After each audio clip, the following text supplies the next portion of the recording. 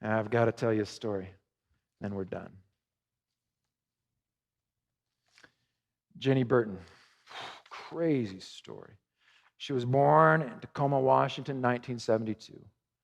She was one of 7 children born to a mother who was a drug addict, drug dealer who suffered from mental illness. Her father was sent to prison when she was 4 for a string of armed robberies. Her mother introduced her to marijuana at the age of 6. She got her using meth by age 12, and by age 14, she was smoking crack. At age 16, she was abused by a man she bought drugs from. By 17, she attempted suicide for the first of many times. She eventually got pregnant with somebody's baby. The father was shot and killed. She had 2 children, married into an abusive relationship. At age 21, she started shooting heroin. Just a few years into it, she was a full-on, hardcore heroin addict.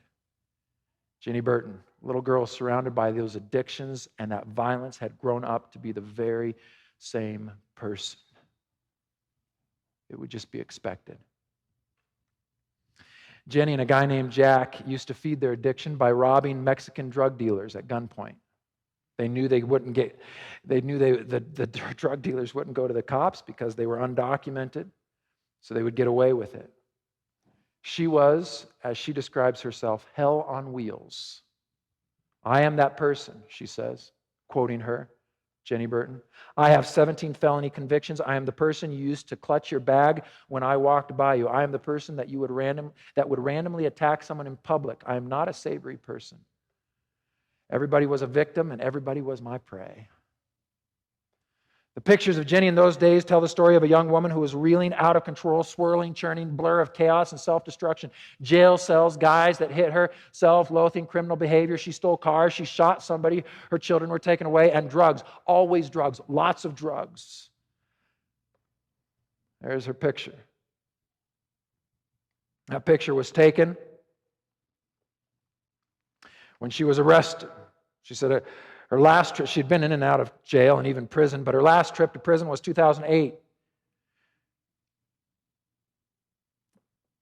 Then she was able to stay clean for a few months, but finally succumbed again. December 5, 2012, she says, was a night that saved her life. She was in a stolen truck. Unfortunately, she says it was a real slow one. She pulled out, and a cop turned on his lights to pull me over for a light that was broken out, the tail light. I took off, and he chased me. Didn't make it very far. I crashed into a tree in the front of an apartment building, and that was it. That was the end. But she says, I recall as I sat in the back of the police car, handcuffed, I was happy. I was relieved. I was glad I was caught.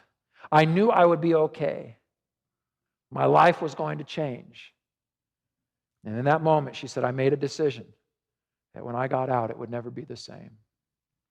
When she did get out, she applied to the University of Washington and was accepted. In 2019, she was awarded the Martin Honorship Scholarship to the University of Washington, and a path before her opened up.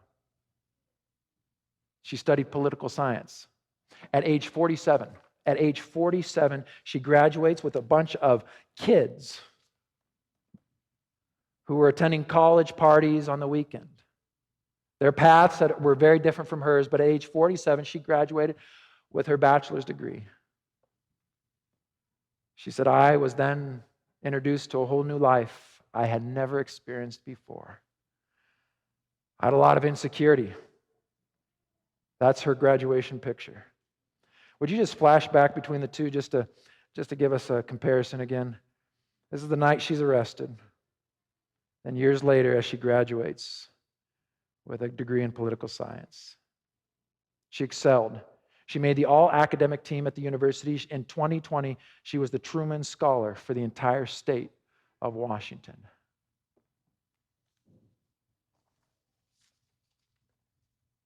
What a miracle.